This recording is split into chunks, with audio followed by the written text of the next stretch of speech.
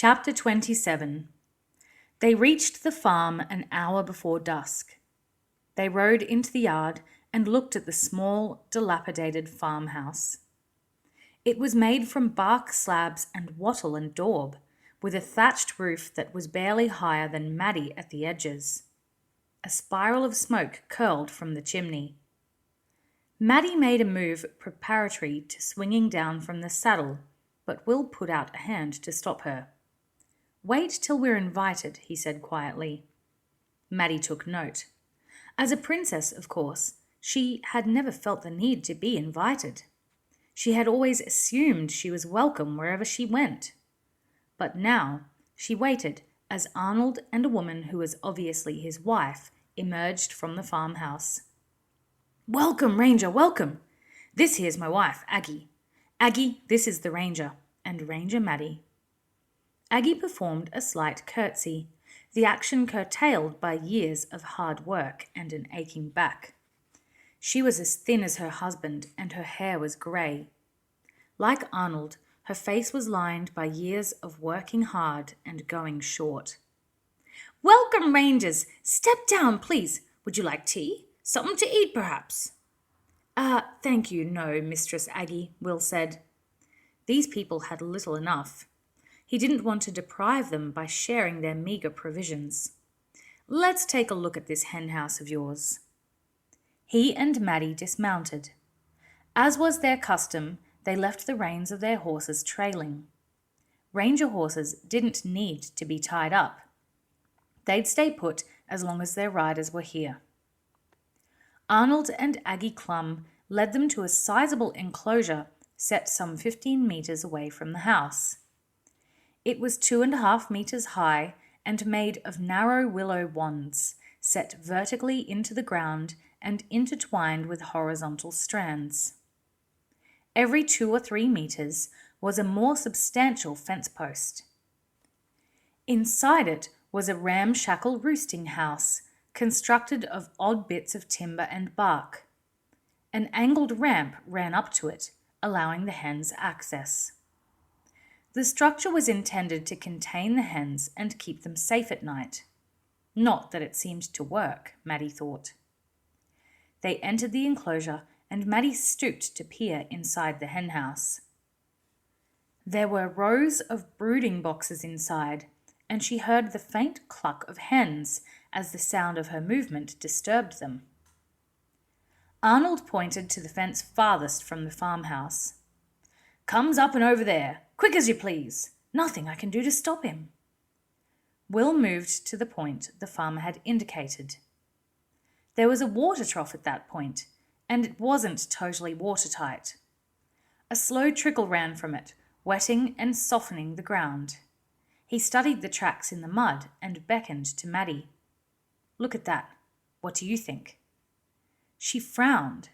He had shown her dozens of tracks in the past months. She wasn't sure. "A weasel, maybe?" she said.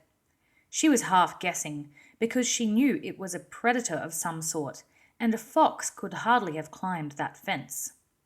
Will drew his sax and pointed to the tracks. "See there?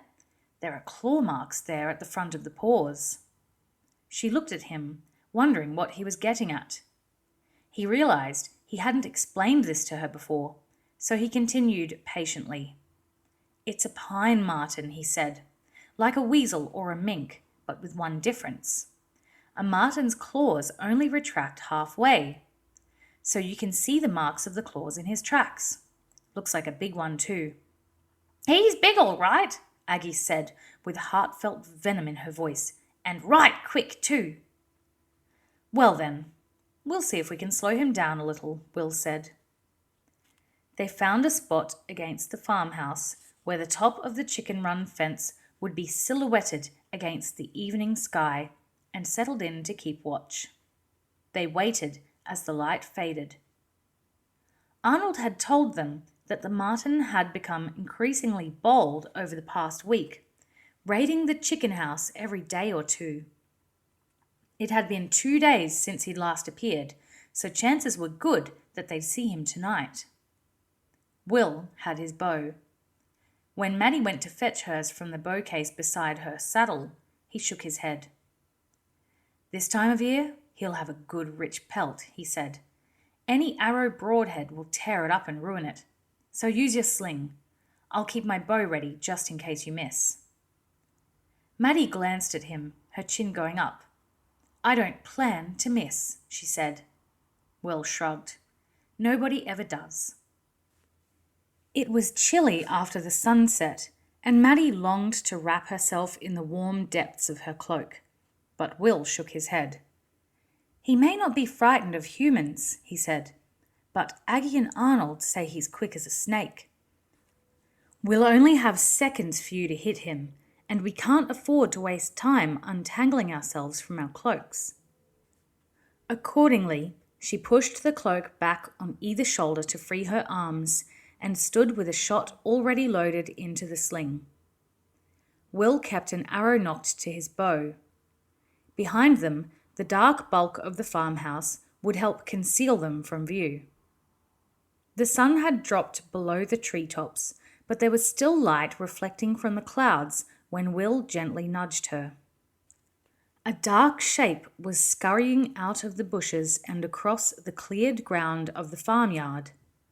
It was low to the ground and moving fast. Maddie touched his hand to let him know she had seen the predator. Then she watched as the martens scurried to the hen enclosure and swarmed up the fence. Inside the hen house, she could hear the worried clucking of the hens as they sensed the arrival of their nemesis. Maddie laid her right arm back, letting the shot dangle in the pouch of the sling. The marten hesitated at the top of the fence, getting his balance on the swaying willow wands as he prepared to transfer from climbing to descending. As he did so, Will made a gentle clicking sound with his tongue.